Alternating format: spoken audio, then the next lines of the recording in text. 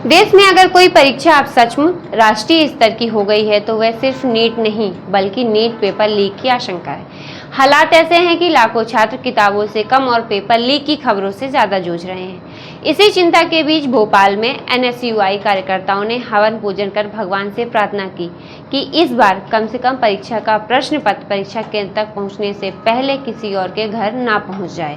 NSUI के प्रदेश उपाध्यक्ष रवि परमार और जिला अध्यक्ष अक्षय तोमर के नेतृत्व में हुए इस हवन ने एक बड़ा राजनीतिक संदेश भी दिया।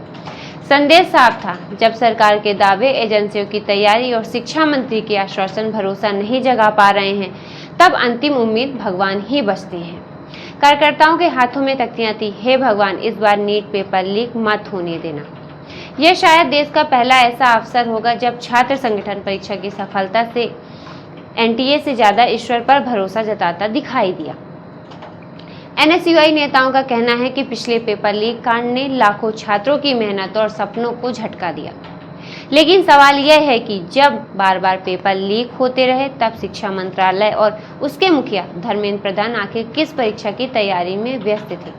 छात्रों की परीक्षा या सरकार की छवि बचाने की? सरकार हर बार सुरक्षा के इतने बड़े बड़े दावे करती है कि लगता है प्रश्न पत्र नहीं कोई परमाणु रहस्य सुरक्षित रखा जा रहा हो, लेकिन फिर भी किसी न किसी रास्ते से पेपर बाहर निकल ही आता है। ऐसे में छात्रों और अभिभावकों का विश्वास डगमगाना स्वाभाविक है।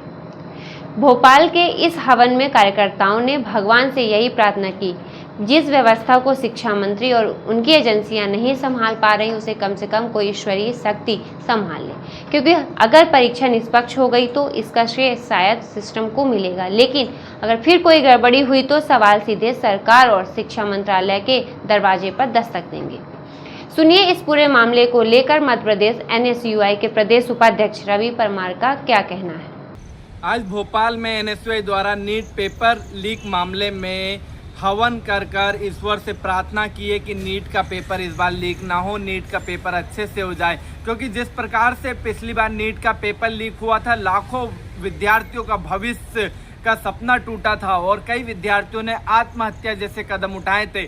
आज हमने इसको लेकर ईश्वर से प्रार्थना की है, क्योंकि विद्यार्थियों का, उनके परिजनों का और देश की जनता का अब एनटीए पर और भारतीय जनता पार्टी की सरकार पर भरोसा नहीं बचा है, इसलिए अब सिर्फ भरोसा है तो ईश्वर पर है। और आज हमने ईश्वर से हवन करके सुबह से प्रार्थना कर रहे हैं कि जिस तरह से देश में शिक्षा व्यवस्था चरमराई हुई है, नीट का पेपर इस बार लीक ना हो, नीट का पेपर अच्छे से हो जाए, जिससे कि विद्यार्थियों का सुनहरा भविष्य और उनका उज्जवल भविष्य की कामना के साथ में आज हमने हवन किया है। और साथ ही धर्मेंद्र प्रधान के इस्तीफे की मांग की है, वहीं एनटीए के चेयरमैन की गिरफ्तारी और उनको निलंबित करने और एनटीए पर बैन लगाने की मांग की है। और लाखों विद्यार्थियों के उज्जवल भविष्य की कामना को लेकर आज हमने यहाँ सुबह से हवन किया और ईश्वर से प्रार्थना की कि नीट का पेपर इस बार लीक ना हो, अच्छे से हो। फिलहाल देश के लाखों छात्र आज यानी 21 जून को परीक्षा दे रहे हैं और एनएसयूआई ने सरकार को एक संदेश भी दिया है। जब छात्र संगठन हवन करने लगे तो समझ लीजिए कि व्यवस्था पर भरोसा कम और भगवान पर ज्यादा रह गया है। ऐसे ही नए अपडेट के साथ खबर नेशन से जुड़े रहें। खबर नेशन के यूट्यूब चैनल को लाइक, सब्सक्राइब और शेयर करें।